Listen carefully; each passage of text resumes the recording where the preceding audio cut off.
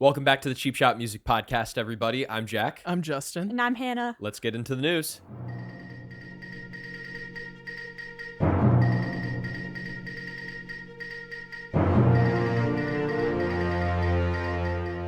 All right, Justin, what's happening in music today? So we got a couple different things. Let's start off with Britney Spears. Congratulations. She's pregnant right now. Woohoo! We'd love to hear that for Britney. Yeah. Right. We all know she just got out of that conservatorship Good for her. with her father, so that's great. And then the bombshell that she dropped was that her father made her have an IUD, Yeah. so she couldn't get pregnant. So now that she got that out, She can. took and she took to Instagram to let her 40.7 million followers My goodness. know That's crazy. that she's pregnant. You know what else is crazy is just the fact that that ever happened. The fact that her dad made her have an IUD in her body. Like, you want to talk about bodily autonomy for people? Like, there's no way a man would ever try to do that to another man, or if they did, they would fight over that. You know what I'm saying? Oh my God, yeah. And it's just so inappropriate, but I'm glad for her. And so, Yeah, we're all happy. She seems to be very happy about having this baby. This is a quote from Instagram. This time I will be doing yoga every day, spreading lots of joy and love with lots of exclamation points. it was interesting because the way that NPR wrote the article at first, it sounded like she was apprehensive about having the child. Yeah, they start with the quote, well, I'm having a baby. That's not really the quote you should start with. Right. Yeah, I don't think they did a good job of trying that. So, next thing we've got is Pink Floyd has released a new song, and this is an interesting thing because it's not really. Well, first of all, Roger Waters is not on this track at all, and in fact is not in the credits either. And he's the bassist and lead singer. And he, what's one of the song? Comfortably Numb is Roger Waters. Nice. So just to get an idea of his voice. But the vocals came from this artist, and I'm going to try to say this right, but this is hard. So it's Andriy Klevnyuk. And basically he's a Ukrainian artist from the band, let's see here. It was Boombox, sorry. So let's read it down a little bit. David Gilmour and Nick Mason, joined by longtime Pink Floyd bass player Guy Pratt and Nitin Sawhney on keyboards, all accompanying an extraordinary vocal by Andriy Klevnyuk that we've talked about from the band Boombox. Basically, the song was created as a way for Pink Floyd to directly support Ukraine. Yes, all proceeds go directly to the Ukrainian humanitarian relief. Very cool. That's wonderful. And it's great to see charitable acts like that. Now, the interesting thing about this recording is that these vocals on the song itself are actually taken from an Instagram post of the guy from Boombox. I don't want to mess his name up a billion times. So it's sampled. They're not like going into a studio with him and then having him sing with him? Yeah, he wasn't in the studio because when they were recording it, I think he was in the hospital because he was fighting in the war. Yeah. And since the fighting actually has been going on way before Russia basically did this false flag operation, they occupied or they took over Crimea, and that's when I think they all met, like the Pink Floyd dudes and the dudes from Boombox. Gotcha. It's pretty intense. Yeah, it is. Yeah. But it's just cool to see them take that, because the video is of this lead singer from Boombox singing in front of an empty church, and he's singing a folk song, a Ukrainian folk song, and the name of that song is "The Red Viburnum in the Meadow." That's the translation, of course. So protest song. Yeah, and it was written in World War I too, which is another interesting thing Sweet. about it. Wow. But, so, all good things. It's seeing people come together for the greater benefit of humanity and humans in general over in Ukraine, and it's Pink Floyd. So how could you not love that? Amazing. Yeah, I love when artists do that. My first memory of that is the Haiti one, when they had 50 different artists make a song. Dude. That song's great. Yep. Man, that song's just Absolutely. And then next thing we have Ed Sheeran wins a copyright battle. And this is interesting. Goodness. Yeah, Justin. Thank goodness. Thank you. Tell us. It's Thank you. just ridiculous because we were listening to the song before. Literally, I was playing the Ed Sheeran song. Hannah was playing the other song. Yep. They don't sound like each other. Well, the only claim is that they sound like each other in the ooh-ah, ooh-ah, Yeah. or whatever. And the hums. Yeah. Like, Well, the name of the song is Oh Why. Okay. And in Ed Sheeran's song, he goes, oh, why, oh, why, oh, why, oh, why, you know, in Shape of You. And then his chorus sounds just like that. Oh, why, oh, why. And then it's just a silly little argument, I think. yeah. But- Why was this a lawsuit to begin with? Yeah. Yeah, right. How about oh no, this should not be a Yeah, lawsuit. right. Yeah, That one Yeah. song. Oh no, you could just put it right over this. Yeah, oh my god. Yeah. Oh, why, Yeah. Sammy Switch? Oh, why did you try to have this lawsuit go through? Oh, yeah.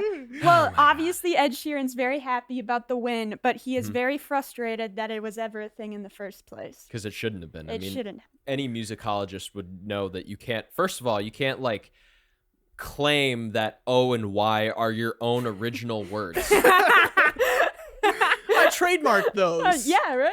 in two notes. O Y O Y O Y. You can't claim that either. You can't do that. So Oh, man. it's a silly lawsuit. It's ridiculous. But speaking of Ed Sheeran, we have Ed Sheeran in today's top hits with Camilla Cabello. You want to check it out? Let's do it.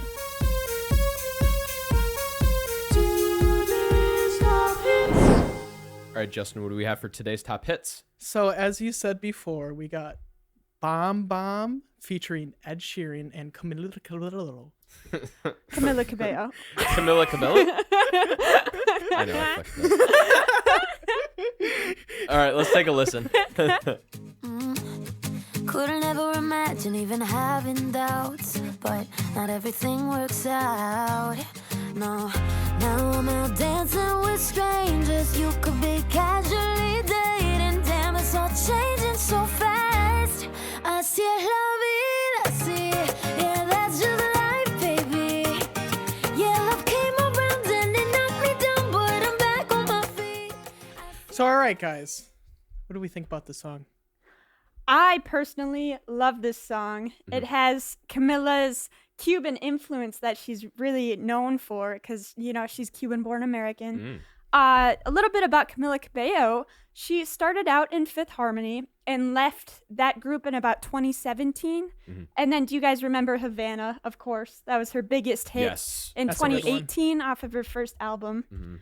So that's kind of where she got her popularity. And, you know, from then on, she's been a very popular artist every year. She dated Shawn Mendes. Of course, that's a huge. Yeah. thing. She kind of calls him out in this song. Right, the song's kind of like a breakup song. Yeah, a little bit. But at the Yeah. end, it's like, that's just life, you It's know? a breakup and recovery Yeah. song. Yeah, totally it is. Yeah, we love it. And I think the way that she portrays it too is like, you know, from a perspective of not hate. You know, I don't feel any hate towards Shawn Mendes in this tune. You Yeah, know? it's definitely a Amicable. self-growth song. That too. And not I hate you for breaking up with me song, Absolutely. you know? Yeah, because the music video starts with her crying in a crappy bathroom and a crappy gas station, and then it ends She's doing yoga. Yeah, dude. yeah, Yeah. in a nice place, looking great. So, you know. Yeah, it's a total recovery song. Right. How about I read some lyrics? Yeah. 100%. Cool. So starts with, you said you hated the ocean, but you're surfing now. I said I'd love you for life, but I just sold our house. When we were kids at the start, we were kids at the start. I guess we're grown-ups now. Could never imagine even having doubts, but not everything works out. No. See, by that, I'm almost like maybe Shawn Mendes totally engaged this because it sounds like she didn't agree totally. I don't know. But I mean, it's her expressing herself. Let me continue. Now I'm out dancing with strangers. You could be casually dating. Damn, it's all changing so fast. So I wonder if it was a sudden thing. Así es la vida. See, that's just life, baby. Yeah, love came around and it knocked me down, but I'm back on my feet. And this is where the piano kicks in too, which is a nice little flavor. And then after that, bitty bom bom bom bom bom bom bom bom bom bom bom bom bom bom bom bom bom bom. Yeah, you get the idea. It's a lot of bitty bom bom. But you know what? I'm happy for Camila Cabello. I think that this is a great song too. By the way, let me just mention that because the fact that it stays away from 808s or heavy sub bass and it just focuses more on like. Well, it's something that culturally represents her because she's a Cuban American, right? And with the piano flavor is really nice in there too. I don't know if you would call that a samba piano, because no, that would be Brazilian. But regardless, it's still a cool piano part. Oh yeah, it's gonna be a song of the summer for sure. I think that will be the song of the summer. Did you know that actually Lizzo put out a song recently and she said it's going to be the song of the summer? Oh. And I'm kind of like, well, if you say that, people are going to be like, well, now I don't want this to be the song of the summer. Right. And so this will definitely be the song of the summer. And But I have been hearing Sweet as Pie still. Oh, Sweet as yeah. Pie was Sweet as good. Pie. That's pretty dope too. It's- I'm not yeah. even gonna lie. Yeah, they're kind of comparable to where it's like, they reach the same threshold of, Yeah. this is a very nice summer jam. Well, we'll have to revisit that because that would be really 100%. cool to see what it's like at the end of the summer. It's a Hannah, great idea. what you were gonna say something? Oh yeah, no, I think that's a great idea. Song Yeah. of the summer. Well, maybe we'll explore that then. Yeah, totally. Enough junk from me, but actually now we're going to go into an even more important segment because I'm a narcissist and I'm important. Jack's Junk. Let's check it out. Jack's Junk. Welcome to a new segment, everybody. It's Jack's Junk. Now, let me introduce the segment and kind of what it's about. So, I think that one of our problems in this world is not being able to address the things that are gross, that are terrible, that are bad. And I want to address that in Jack's Junk with regards to music, of course. So the idea would be that we talk about something ugly and have a conversation that helps us grow and get a better outcome, or at least some optimistic outlook on what we can do to better music overall. And the topic I wanted to talk about today was, can and should we call some music bad? It's really easy to not like a piece of music, and there are many reasons that we all come up with as to why we don't like certain genres or certain songs or certain sounds. And I have definitely on this podcast, in jest or with regular, in a regular conversation, have said that I think a song is bad. Thrift shop. Yeah, right. That's one right there. Perfect. Without considering, why do I think this song is bad, And I think, we have to consider all the things that help us decide, what makes a song good or what makes a song bad. There's obviously a certain level of like feeling about it that we all individually have. And I've kind of come up with like, it's either a gut feeling, or it's the meaning of the song and the lyrics and how that's expressed, or it's the instrumentation, or it's like a combination of any of those three. Because like I find like a lot of the times older people, they like music that has the instrumentation of guitars, bass, drums, and vocals, right? So when they hear a synth, like, I don't know, personally, my mom hates synthesizers. Like any and all synthesizers. Wow. Really? Bass synths, pad synths, electric synths. It's just interesting to me, So what is it about it? Well, it's definitely a gut reaction. Here's some examples too. By the way, not only Thrift Shop have I said is bad on the podcast, but Do It To It by a Craze, which I feel like that one for me is like meaning, instrumentation, and like gut feeling. I just hate that crap. Yeah, but the meaning of it, breaking it down, is to party and dance. Right. And I mean, come on. And I've shit on that for being a thing that's not good about a song before, right? But I'm like, but what if the meaning of the song is to party? Because sometimes we want to party, dude.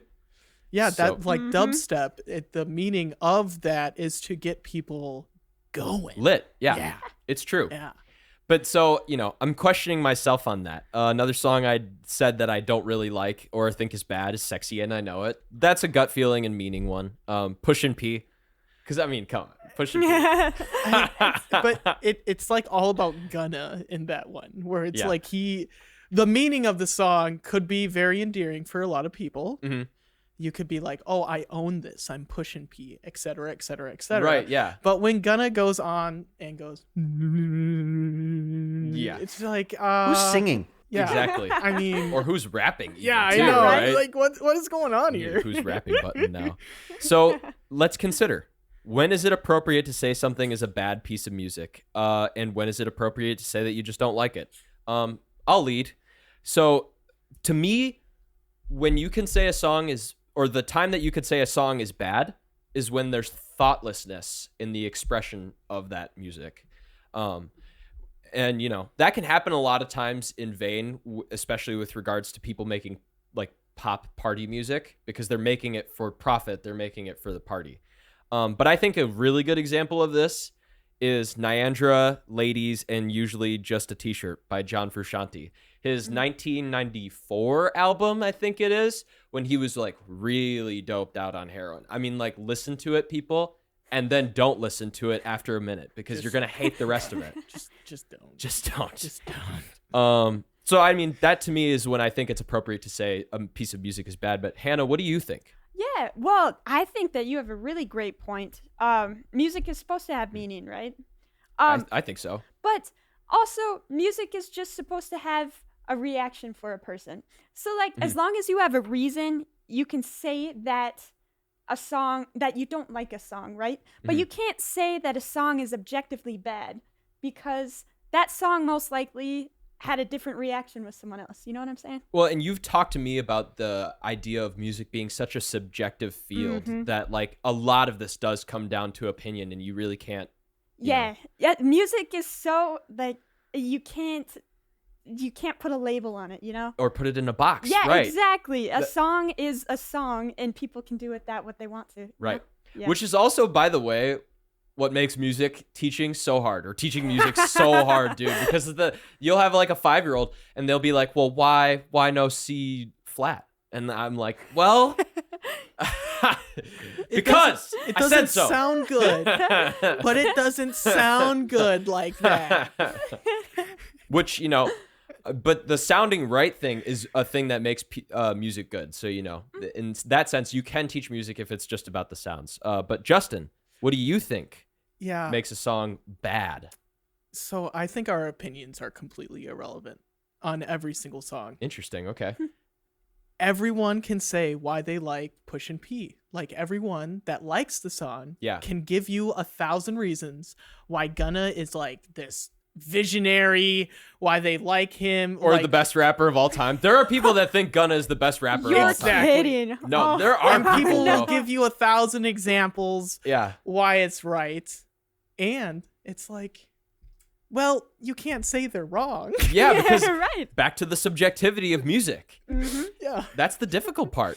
So I think we're all in agreement that it's really hard to say a piece of music is bad, you know? And I think, well, Justin, what else might you say? Like, what can you say? Well, it's like, you'll make a mistake, right? And it's like a creative genius to a lot of people, but most people will look at it and point at it and be like, but that was a mistake. Yeah. But then that mistake can end up being what people do in music for the next 50 years. Yeah. Because that has certainly happened. Like, for example, Bach wrote in parallel fifths, but that is the most egregious rule to break when writing counterpoint ever. So what are we talking about? You know, Happy little accidents. That little tree right there. Yep. We'll just have a happy little accident right there. Bob Ross style, right? So I guess my next question would be, would you rather see a very meaningful performance that had mistakes, or a perfect performance that's awesome but is totally meaningless? I mean, come on, guys. Look at our generic or genuine from last week. Messing up words, gentlemen. Yeah. Legend instead of Lennon. All of that is mistakes. Or Camilla Cabello. Yeah, all of it is Cabello. a happy little accident. Yeah. So I would rather a million times have Kendrick Lamar accidentally mess up and laugh at himself than Kendrick doing just easy, I don't really care about this, I just want to have it perfect. Yeah. Like, totally. Which is why I thought you hated on Family Ties. I think this is why you hated on Family Ties at first, right? Because you felt like it was meaningless. Yeah, exactly. And see, that's, I think, a thing that can be ubiquitous across all genres, you know, whether we like music or not. Hannah, what do you think about that question? Meaningful performance with mistakes, or perfect performance but meaningless? I am in the complete same boat as Justin. Happy accidents all the way. All the way. I think music should always have some sort of meaning, you know, whether it be like it's a song for Ukraine, like Pink Floyd, or it's just a silly little love song, you know. It should always have a little bit of meaning. If it's meaningless, what is it? Why are you listening to it? Why are you creating it? Exactly, right? yeah. And then some might argue the paradox of like, well, the meaning is meaninglessness. It's like, okay, well, Okay, you, Cage. you know? Yeah, exactly. Okay, John I Cage. hate John Cage. Oh my God. Anyways. Well, you can find it. You can find the reasoning to like anything. You Yep. can find it. That's absolutely true. Yeah. I mean, look, all I'm going to say is that John Cage is definitely not a guilty pleasure of mine. I want to thank you both for joining me on Jack's Junk for the first time, but let's get into guilty pleasures. Guilty pleasures. All right, people, this week we've got disco for our guilty pleasures theme, and let's start by throwing it to Casey, who's got a little video for us. Let's check it out. Hey everyone. So for the hot garbage theme of disco this week, I've chosen a classic tune by the Bee Gees called More Than a Woman. Let's check it out.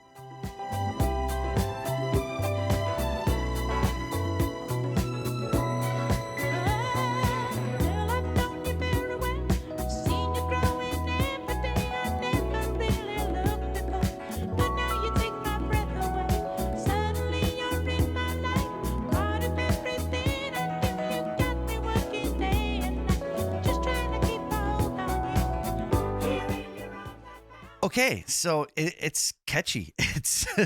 It's cheesy, but it's actually a well-written song. I think, like, well-crafted. The musicianship on it is actually really well done, well performed, executed. There's some cool like strings and orchestral sounds to it too, which is really great. Nice component. It's got a good beat, that classic disco beat, that kind of thing, and the Gibb brothers like great falsetto singing. It's like undeniable who is singing this, if you know who the Gibb brothers are, the Bee Gees in general. Which, by the way, the three Gibb brothers wrote this song as well, making it fairly genuine. They didn't have like 17 writers on it like most pop music does today. But it's still super cheesy. It makes me think I think of someone wearing bell bottoms and the big butterfly collar or like the jumpsuits and the big glasses and John Travolta in Saturday Night Fever, which this happens to be on the soundtrack for. So that's my pick for this hot garbage segment. I'm looking forward to seeing what everyone else has. So, all right, Casey, I guess we're doing hot garbage today. Nice hot garbage pick. Yeah, for real. Come on, Casey. Nice hot garbage. Clowning on his ass. Oh I my didn't God. know all four of us picked a song for hot garbage. I mean, Yeah. I'm just saying. It's like, Come on, inside. Yeah. come on. We got Come love for you, on. Casey. Come on, We got love. All love. Keeping it grooving with the disco, though, I've got the song Blame It on the Boogie by the Jacksons from the year 1979. Let's listen to My baby's always dancing and wouldn't be a bad thing, but I don't get no loving, and that's no lie. We spent the night in Frisco at every kind of disco. From that night I kissed our love goodbye. Don't blame it on the sunshine, don't blame it on the moonlight, don't blame it on the good times. So it's a pretty bitchin' song, it's good, but I don't know if I did a good job with the guilty aspect of this one. You absolutely did not. Yeah, is there like some unconscious reason why you think this is a guilty pleasure? I mean, it's Michael Jackson. Yeah, this should be For That We Adore. 100%. Well, let me tell you the story. I love disco, okay? I honestly think that disco is the basis for, like, songs that I enjoy. Like, even hip-hop music songs that I enjoy should Sure. be almost classified as disco. The dance aspect, the wonderful, et cetera, et cetera, et cetera. So I'm looking at all of these, and I'm trying to figure out which one I want. And I put this down, and Jack goes, "Oh, I like that song." And that's how Jack chose this. Oh, well, Jack, why do you like this song? What's up with this? Well, I mean, okay, so Michael Jackson, when he's still young and a prolific singer, and it's a little bit more of like an evolved version of the Jackson 5, because it's the Jacksons, not the Jackson 5. So I don't really understand why they changed their name Because but, they got older. yeah, I They're guess, older. They're like Michael's like in his late teens, early 20s during this time. yeah.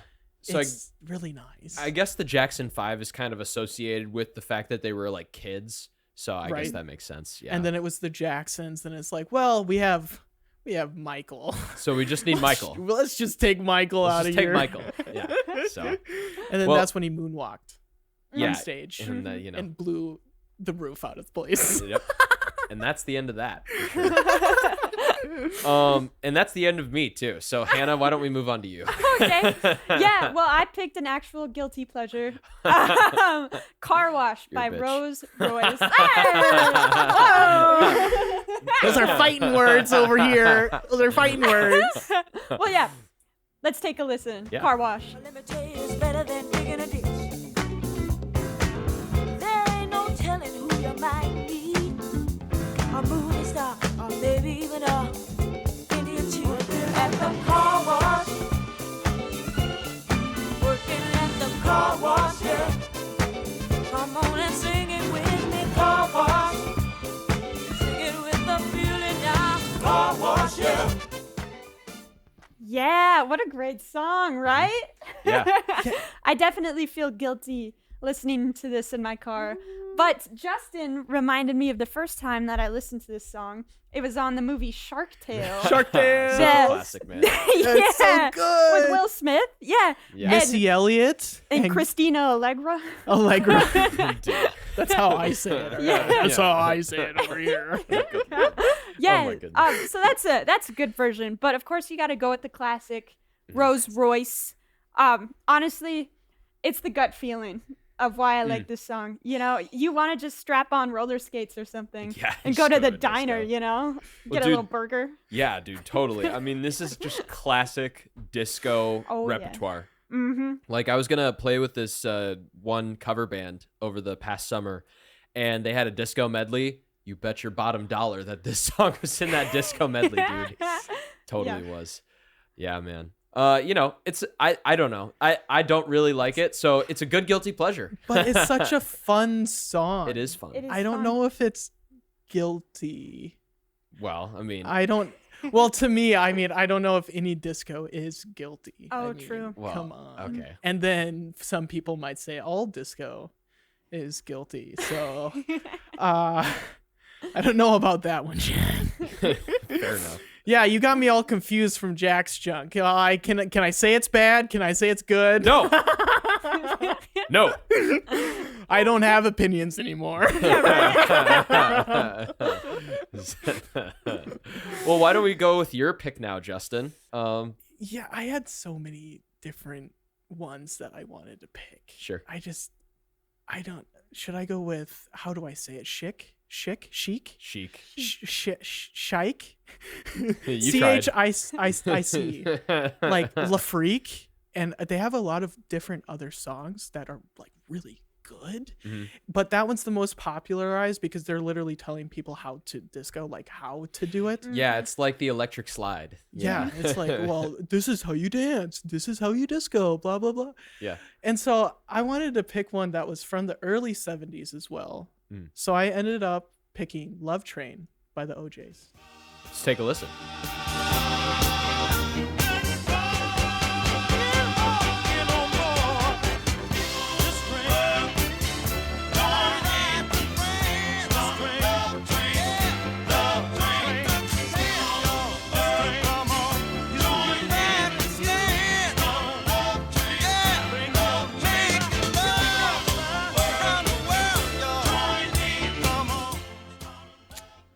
So, all right. I've listened to this song like, I'm not even going to lie, 20 times. I'm jumping it up to 20 this week. It was I 12 a minute ago. It was Yeah. literally 12 a It was minute literally ago. 12.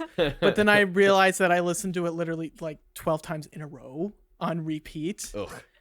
And then Bring Me the Boogie on repeat again and again. Yeah. So I can't get over how much I love disco. I just can't get over it. This guy. I never Can't would have. get over it. I never knew. I never would have pegged you as a disco guy. I know. It's crazy. If I was born in the 60s, I would have been a disco fiend in Yep. the 70s. Roller skating, just eating burgers Like a true American. like a true American. You know what though? I could see how disco would be a preference of yours because of like how disco evolved into rap, the Sugar Hill Gang, Right. and then evolved into, you know, old school rap and then now new school rap. Right. That's a very general way of saying it, but yeah, it Yeah. totally makes sense because the connection is there between like what am I trying to say here? Like calling out words. What is the word for that? It's like bruh, what's that? Ad libs. Ad libs. That's what it is. Nice. Because in Nice. disco they do that too. I was like, I'm what are pretty you sure. talking I about? had no idea what I was talking about Right, there poppin'? for a second. Poppin'? Yeah. Ad libs. I need to pop an ad lib apparently. Or something. I don't know. But I think disco was actually the first to use that because they could, like call out a dance move while you're on the roller rink and whatnot. And yeah, the rhythm and the bass, of course, are also a very big aspect of disco. Nice. But the meaning of the songs. It's all about love. It's all about connection. All And about partying. unity. Yeah. And while partying. So that's why it's blame it on the boogie. Don't blame it on the moonlight. Blame it on the boogie. Yeah. And then with this one, that has a very interesting, very meaningful message. And then Love Train, it's people all over the world. Everybody, join hands, join. Start a love train. A love train. Who's singing? Yep, I gave it to myself right there. But it's just such a good meaning. It comes out during the time where just this love and peace was just being embraced by everyone. Yeah. And that's a great thing too. It's just, it depends on what train means to people, Oh, I guess, yeah. Yeah, I guess, yeah. Love train. Yeah. Ooh. So this has been the Cheap Shot Music Podcast. Please download or stream this episode wherever you get your podcast. Please leave a like and or a comment on our social medias. It is greatly appreciated. And thank you, everyone, for listening.